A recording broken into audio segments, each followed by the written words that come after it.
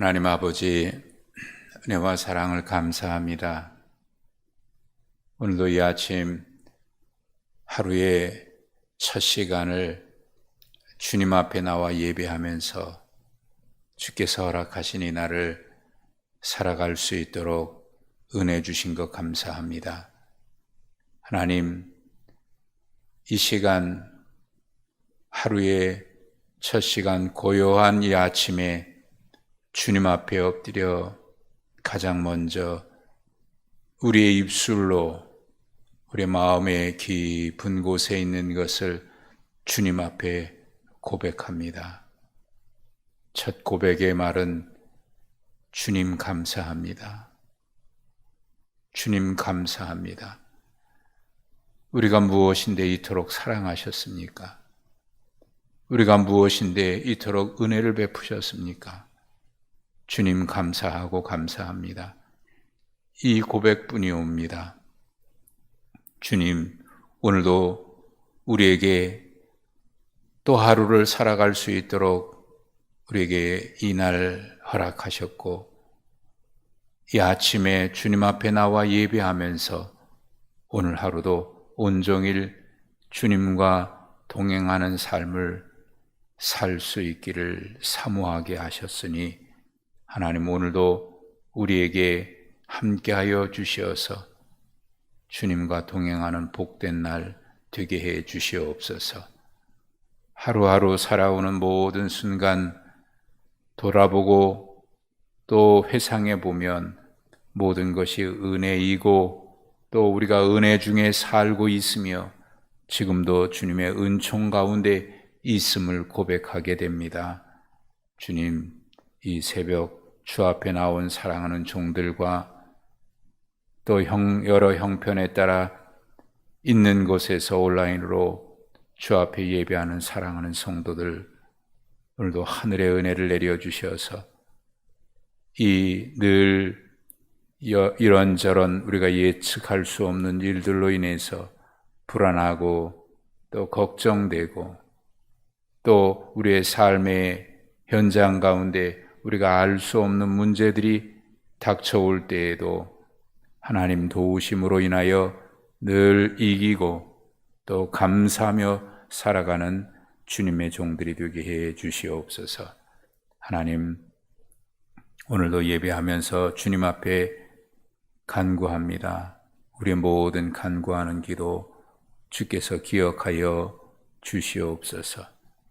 또 우리가 구하는 것에 더하여 넘치는 은혜 주시되 구하는 것이나 생각하는 것에 넘치도록 주시는 하나님께 감사로 고백하오니 우리의 고백이 늘 주의 뜻에 일치해 갈 수 있는 우리의 삶이 되게 해 주시옵고 오늘도 임재하시는 하나님의 은혜로 인하여 우리 속 영혼 깊은 곳에서는 세상에서 줄 수 없는 주님만이 주시는 참된 기쁨과 평안함으로 가득하여 우리 앞에 놓여진 우리 모든 일들 기쁨과 감사함으로 살아가게 하여 주시어서 이 세상의 여러 가지 일들 때문에 우리의 마음 흔들리지 않게 하시고 또 우리의 마음대로 되지 않아 분노에 휩쓸려 죄악 가운데 넘어지지 아니하도록 하나님 우리의 마음을 다스려 주시고 친히 통치해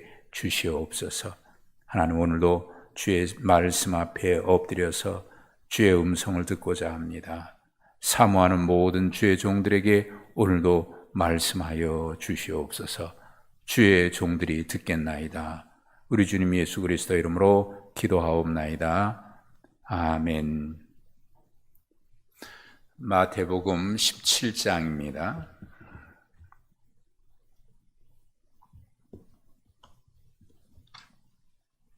마태복음 17장 1절부터 13절까지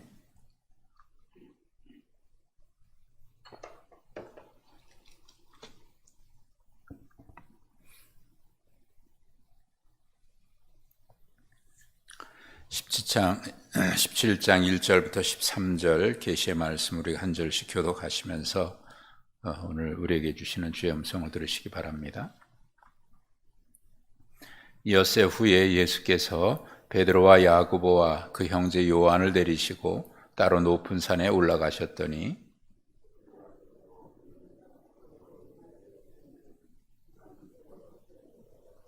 그때에 모세와 엘리야가 예수와 더불어 말하는 것이 그들에게 보이거늘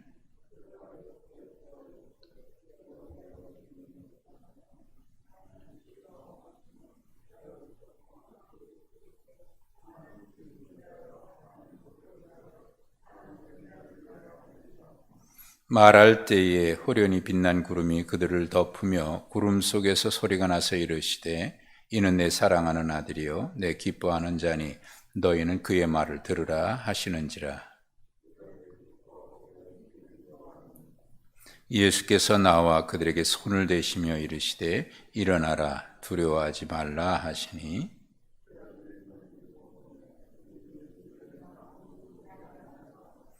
그들이 산에서 내려올 때에 예수께서 명하여 이르시되 인자가 죽은 자 가운데서 살아나기 전에는 본 것을 아무에게도 이르지 말라 하시니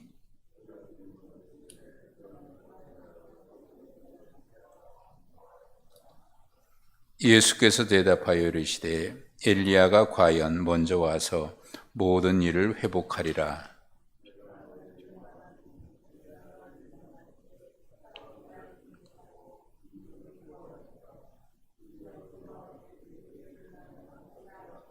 함께 읽습니다.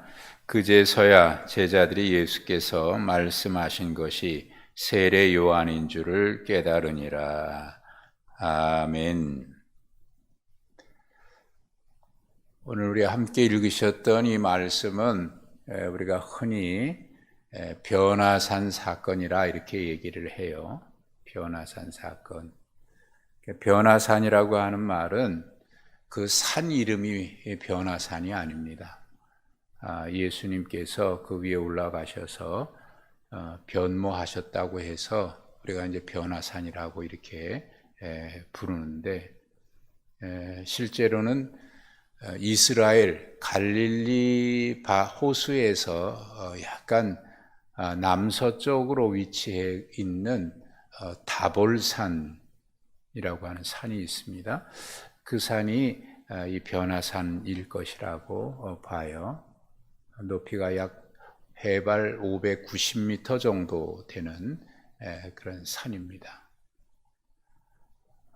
서쪽으로는 우리나라의 지도에 보면 포항 쪽에 뾰족하게 나와 있는 거 있죠? 그렇게 뾰족하게 나와 있듯이 이스라엘 지도를 여러분이 보시면은 지중해 이스라엘 쪽에서 보면은 그 서쪽이 되겠죠. 서쪽 해안, 지중해 해안을 따라서 쭉 올라가다가 이렇게 우리 포항처럼 뾰족뾰족해 표시된 지도가 있어요. 거기가 갈멜산입니다. 갈멜산이 위치해 있는 곳인데 그 엘리야가 산에 올라갔던 그 갈멜산에서 동쪽으로 쭉 지도를 따라 이동해 보면은 오른쪽으로 가다가 갈릴리 호수 밑쪽하고 이어지는 곳 바로 밑에 보면은 다볼산이라고 지도에서 찾아볼 수가 있어요. 이스라엘 평지 가운데 있기 때문에 굉장히 높아 보입니다. 근데 그곳이에요. 그곳에 예수님과 제자들 중에 세 제자를 주님이 데리시고 이 산에 올라가지요. 베드로, 야고보, 요한을 데리고 거기 가서 주님이 기도하시는 중에 변화하셨고 모세와 엘리야와 대화하는 그런 장면.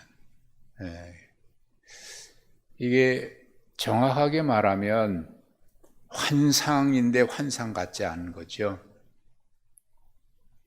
우리가 영적인 체험을 했을 때 이게 환상인 것 같은데 환상이 아닌 실제일 같은 너무나 생생하게 일어나는 그래서 9절 끝에 보면은 예수님이 내려오시면서 너희가 본 것을 아무에게도 말하지 말라 그랬는데 이 본 것이라고 하는 말이 환상이다 그런 단어예요.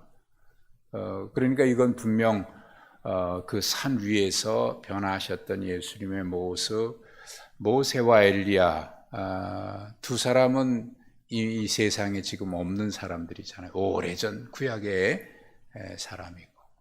근데 이 예수님과 더불어 대화하는 그런 장면이 있다. 제자들이 놀라지 않을 수가 없죠. 깜짝 놀라죠. 이게 무슨 말인가. 거기다가 또 하나님의 음성까지 들리고 두려워서 쫙 엎드려 있을 때 주님이 그들을 만지시면서 두려워하지 마라, 일어나라. 그리고 이제 산에서 내려오시죠. 이게 이제 변화산의 사건인데, 근데 여러분, 그 예수님이 왜 제자들 이 3명을 데리고 이 산에 올라가신 것 같습니까? 왜 오르셨을까요? 그 이유는 여기에 정확하게 설명하고 있지는 않습니다. 그러나 우리는 이 성경은 일일이 설명하지 않아요. 그러나 그 장면에 있어서 여러분들이 그냥 지나가기 쉬운 것 중에 하나가 뭐냐면 그 시간입니다. 시간과 또 장소, 또 이런 것들이 성경은 그런 것을 통해서 설명해 줘요. 왜냐하면 성경이 일일이 다 기록하려면 요한복음에도 말씀하고 있는 것처럼 예수님이 행하신 일이 얼마나 많아요. 다 기록하려면 이 세상에 둘 곳이 없을 정도로 많다. 그게 중요한 내용이 뭐냐면 1절에 있는 엿새 후입니다. 엿새 후. 시간의 개념이죠. 언제부터 엿새 후를 말할까요? 그 앞의 사건과 연결되어 있는. 그러니까 지금 예수님이 제자들과 함께 이 변화산에 올라가신 것은 그 앞의 사건과 연결이 되는 거예요. 그 앞의 사건이 뭐냐면 가이사랴 빌립보에서 베드로의 신앙 고백이 있었고 그 이후에 이 사건이거든요. 그러니까 이 가이사랴 빌립보는 이스라엘에서 갈릴리 호수에서도 더 북쪽으로 가서 시리아와 국경을 대하고 있는 그런 것이에요. 헐몬산 줄기 끝에 있는 이스라엘 가장 북쪽입니다. 그러니까 예수님이 제자를 이끌고 이스라엘의 가장 북쪽 갈릴리 호수 나사렛을 지나서 한참 북쪽으로 올라가는 그곳에 가셔서 제자들에게 너희는 나를 누구라 하느냐. 베드로의 고백이 있었죠. 그리고 난 뒤에 이 사건이 있는 거예요. 그러면 주님이 이 베드로, 야고보, 요한이 3제자를 데리고 변화산에 올라갔을 때는 그 이유가 있는 겁니다. 신앙 고백과 더불어 이 변화산 사건은 예수님의 공생의 막바지입니다. 이제 이 사건 이후에 베드로의 고백 이후에 주님이 십자가에 죽으실 것을 첫 번째 공식적으로 말씀하셨고 그 이후에 주님이 십자가에 죽으실 것에 대한 이야기는 3번 더 하십니다. 전체 한 3번 정도를 주님이 제자들에게 당신 입으로 스스로 말씀을 하셔요. 그러니까 이제 본격적으로 그러니까 예수님의 십자가 지식이 한 6개월 전이라고 보고 있거든요. 그리고 이제 본격적으로 그런데 그 시기에 주님은 제자들 데리고 가장 북쪽으로 가셔서 혹시 뭐 북쪽 국경을 넘어가나 하실 정도로 가장 북쪽까지 가셔서 그 일이 있고 나서 여기까지 오는 거리가 6엿새가 되는 거예요. 그러니까 거리가 꽤 되거든요. 근데 성경은 그 사이에 어떤 기록을 하지 않고 있어요. 다른 사건에 대한 기록이 없어요. 그렇다고 하는 것은 바로 이 사건이 바로 앞에 있는 사건과 연결되는 거예요. 왜 연결될까? 왜 제자들을 데리고 이 산에 올라가셨을까? 이 사건 이후에. 어제 보셨습니다마는 베드로가 예수님을 향해서 주는 그리스도시여 살아계신 하나님의 아들이라고 고백한 것은 자기 힘으로 고백한 것이 아닙니다. 하나님께서 알게 하시지 않으면 네가 이걸 알 수 없다. 주님 말씀하셨던 것처럼 그에게 하나님께서 깨우쳐 주셔서 그런 고백을 했어요. 그런데 여러분 생각해 보면 그런 고백을 했지만 그 다음에 반응이 뭐냐면 주님이 십자가 지러 가시겠다고 하니까 주님 멱살을 잡습니다. 우리 성경에는 그냥 단순하게 항변하다 이렇게 돼 있습니다만은 그 단어는 주님을 멱살 잡고 한쪽으로 끌고 가가지고 거의 협박하다시피 당신 왜 그래? 이런 모습이거든요. 헬라 원형에는 그게 자세히 나와 있는데 우리는 번역할 때 이걸 굉장히 순화시켜서 번역을 했어요. 이 베드로가 예수님 앞에 그냥 항변 따진 것 정도로 예수님 이러시면 안 됩니다. 죽으실 수 없습니다. 그렇게 얘기한 거 했지만은 22절에 거기 붙들고 항변했다라고 표현을 하고 있잖아요. 그 왜 그런 것 같아요?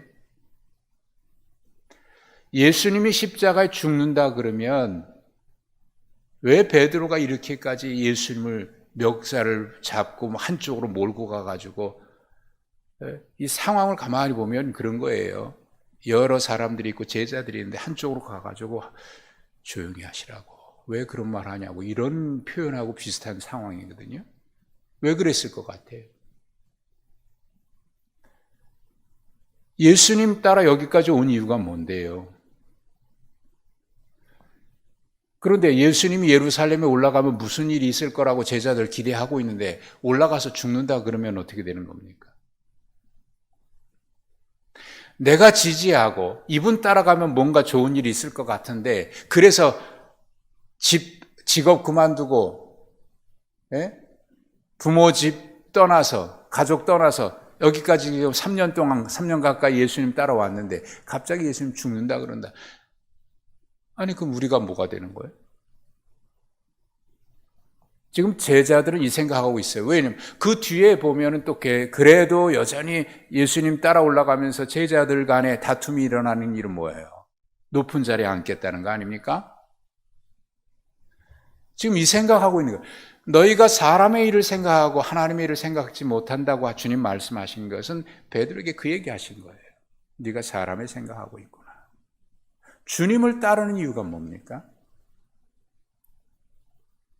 겉으로는 주님과 함께 가는 것 같으나 속셈은 다른 생각 가지고 주님 따르고 있기 때문에 이게 사람의 일인 거예요. 그래서 주님 베드로를 책망하시고 난 뒤에 그 다음에 하신 말씀이 나를 따르려거든 자기 부인해라는 얘기는 바로 그 얘기입니다. 자기 부인하라는 얘기는 그 욕심 내려놓으라는. 자, 이러고 난 뒤에 주님 십자가 지는 얘기하시고 나서 이 사건이 있는데 사실 여러분 아까도 베드로의 고백이 인간의 생각으로 할 수 없었던 것처럼 이 길을 걸어간다고 하는 게 인간의 힘으로 결단만으로 갈 수 있는 길은 아닌 겁니다. 근데 주님은 이 길을 기쁨으로 걸어가시죠. 그래서 제자들에게 보여주신 거예요. 사실 신앙 고백 사건은요, 그 뒤에 있을 교회에 대한 이야기 하시기 위해서 주님이 제자들이 물어보신 거예요. 너는 나를 누구라고 하느냐? 이 이야기는 무슨 말씀을 하시려고 하냐면 그 뒤에 교회를 세우리니 이 말씀 하시기 위해서 이 얘기하신 거예요. 그리고 그 뒤에 교회에서 너희가 나를 따르려면 어떻게 따라야 되느냐? 이 이야기 하시려고 한 거. 그러면 이 변호사는 그 사건과 매우 중요한 거예요. 왜요? 그들이 하늘의 이 놀라운 신비의 광경을 보고 그 장면을 보고 보여준 것은 왜일까요? 여기 죽기 전에 인자가 왕권을 가지고 오는 것을 볼 자도 있으리라 이 말씀을 하셨는데 마지막 절에 어제 보셨던 마지막 절에 이것은 바로 이 사건과 연결되는 거예요. 그것을 말씀하시는 거예요. 물론 길게를 보면 주님의 부활을 얘기하는 거다라고 보는 사람도 있습니다만은 이 사건 하늘의 실상을 실제로 보여주는 거예요. 모세, 엘리야 그는 오래전 사람 아닙니까? 근데 그가 주님과 함께 대화한다. 이 놀라운 일이죠. 그것을 목격한 거예요. 엄청난 사건. 마태복음에 안 나와 있습니다만은 마가복음에는 그 일을 읽고 나서 베드로가 무슨 말 하는지도 모를 정도로 깊은 너무 놀라운 사건을 경험한 거 아닙니까? 마치 그런 거죠. 이게 꿈인가 생신가 할 정도로. 여기 초막셋을 지어서 주님을 위해서, 모세를 위해서, 엘리야를 위해서 초막셋을 짓겠습니다. 이 초막이라고 하는 말이 뭐냐면은 이스라엘 백성들이 광야에서 장막을 짓잖아요. 그거하고 같은 단어거든요. 그러니까 이 놀라운 은혜, 우리로 표현하면 그런 거죠. 엄청난 은혜를 경험한 거예요. 여기서 벗어나고 싶지 않은 거예요. 여러분, 꿈을 꿨는데 아주 기가 막힌 꿈을 꿨다. 그런데 깨어났어요. 아이고, 아쉬워. 그런 경험 있으십니까? 그 꿈에서 깨어난 게 너무 아쉬운 거예요. 정말 좋았는데 그 다음 어떻게 됐을까? 근데 누군가 깨웠어요. 왜 깨웠냐고. 지금 아주 기가 막힌 꿈을 꿨는데. 여러분, 아무리 기가 막힌 꿈을 꾼다고 해서 그 꿈에서 벗어나고 싶지 않아서 계속 꿈만 꾸면 됩니까? 지금 어찌 보면 그런 장면이거든요. 그래서 초막셋을 짓고 여기서 있겠다 그러는데 주를 위해서, 모세를 위해서, 엘리야를 위해서라고 얘기했지만 생각해 보면 누구를 위한 겁니까? 주님을 위한 겁니까? 베드로는 자기를 위한 거예요. 지금 여기서 이 장면이 계속 유지되고 싶은 거예요. 여러분, 은혜를 경험했을 때도 그런 거거든요. 이 은혜가 계속 이런 경험했으면 좋겠다. 결국 주님을 위한 겁니까? 나를 위한 거 아니에요. 베드로가 지금 주를 위해서, 모세를 위해서, 엘리야를 위해서라고 얘기했지만 사실 자기를 위한 거예요. 여기서 벗어나고 싶지 않아. 이게 계속 유지됐으면 좋겠는 거예요. 네. 하늘에서 음성이 들리죠? 이는 내 사랑하는 아들이요 내 기뻐하는 자라. 이 말씀은 예수님이 세례 받으실 때도 들렸던 음성입니다. 그런데 그 뒤에 이제 저의 말을 들으라가 덧붙여지지요. 뭘 하나님이 기뻐하신다는 걸까요? 이는 내 사랑하는 이요 내 기뻐하는 자라. 예수님이 십자가 지시기 전에 요한복음 17장의 마지막 기도를 하시는데 그때 내가 너로 인하여 이미 영광을 받았다 하나님 말씀하셔요. 그 주님이 하나님께서 이는 내 사랑하는 아들 기뻐하는 자라 할 때 기뻐한다라고 하는 뭘 기뻐하는 거예요? 주님이 하나님의 뜻에 순종해서 이 고난의 길을 십자가의 길을 가는 그 자체를 하나님이 기뻐하시는 거예요. 왜? 하나님의 뜻을 이루는 거예요. 그 자체를 기뻐하시는 거예요. 십자가의 길을 순종하며 가는 그 자체를 기뻐하시는 거예요. 하나님 그것을 기뻐하시는 거예요.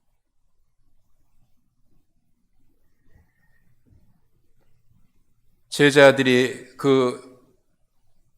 주님이 일어나라 하시구나 제자들이 눈을 들어 보니까 아무도 안 보이고 예수님만 보이죠? 예수님만 보여요. 현실로 다시 돌아온 거죠. 근데 주님이 하나님의 음성 들었을 때 마지막이 뭡니까? 너희는 저의 말을 들으라. 그리고 주님만 보여요. 우리가 하나님의 은혜를 체험한다고 하는 것은, 하나님의 은혜를 경험한다고 하는 것은 그 목적이 어디에 있겠습니까?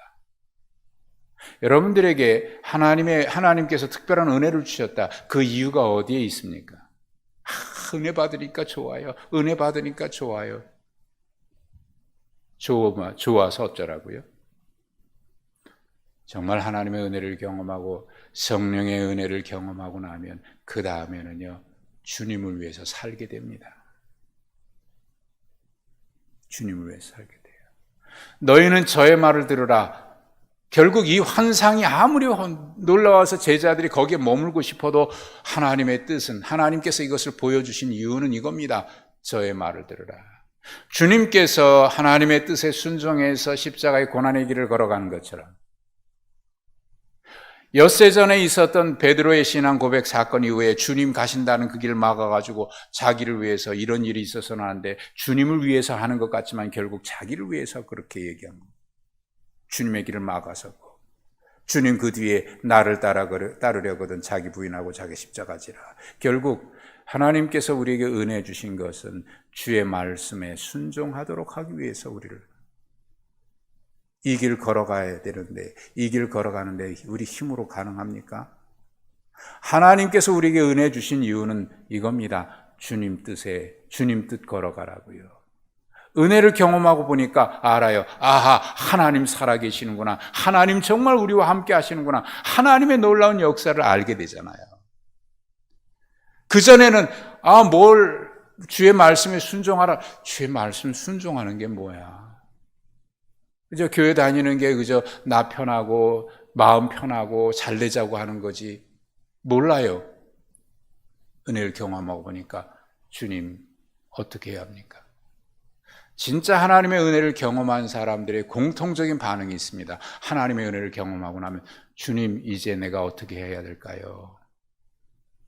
주님 이제 내가 어떻게 해야 될까요? 묻게 됩니다. 아무리 그 은혜의 현장이 좋아서 초막 짓고 싶어서 초막 짓고 거기 살고 싶어도 주님 말씀하십니다. 다 사라지고 주님만 계십니다. 하나님의 음성만 남습니다. 너희는 저의 말을 들으라. 여러분, 은혜는 주의 말씀을 따라 살아. 결국 여기서 환상보다 더 중요한 것은 주님의 말씀입니다. 그리고 그 환상 본 것은 주의 말씀을 순종하도록 우리에게 확신을 주시고, 이게 실상이구나. 베드로 이 경험한 거요, 얘기 안 해요. 주님 물론 내가 죽은 가운데서 살아나기 전에는 얘기하지 말아라 그래서 그때까지 얘기 안 했는지 모르지만은 그 이후에도 얘기하지 않아요. 언제 얘기하는 줄 아십니까? 베드로후서 1장에 보면 베드로가 자기의 죽을 날이 얼마 남지 않았던 것을 기억하면서 그때 내가 오래전에 변화산에서 하나님의 음성을 들었다. 그 얘기를 베드로후서 1장에 얘기해요.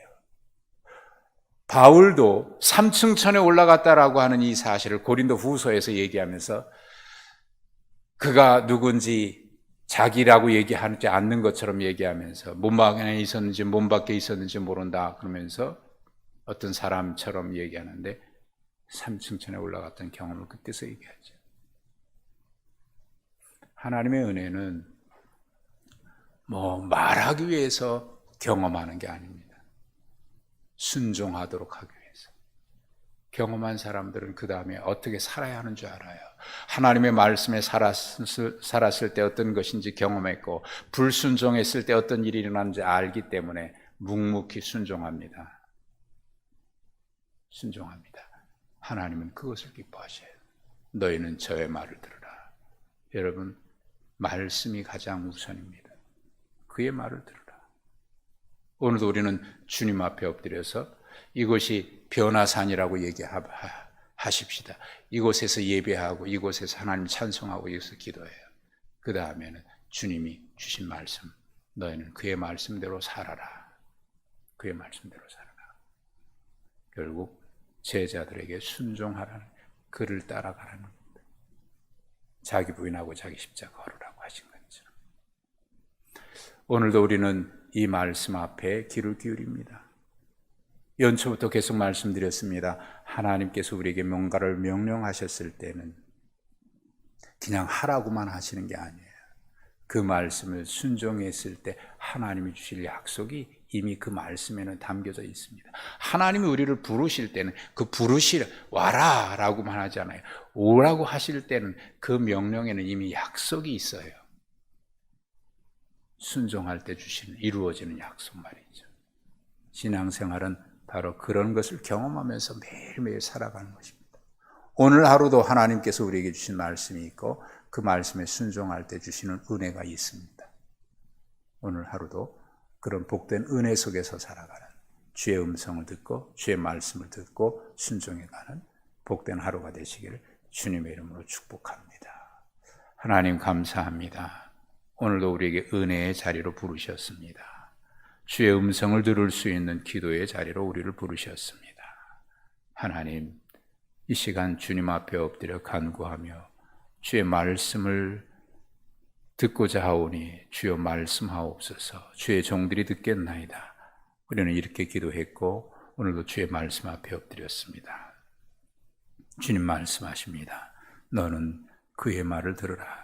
오늘 주의 말씀 앞에 오늘도 우리의 삶의 현장 속에서 순종하여 하나님의 언약을 이루고 그 언약 속에 있는 하나님의 은총을 누리는 복된 주의 종들이 되게 해 주옵소서. 예수님의 이름으로 기도하옵나이다. 아멘.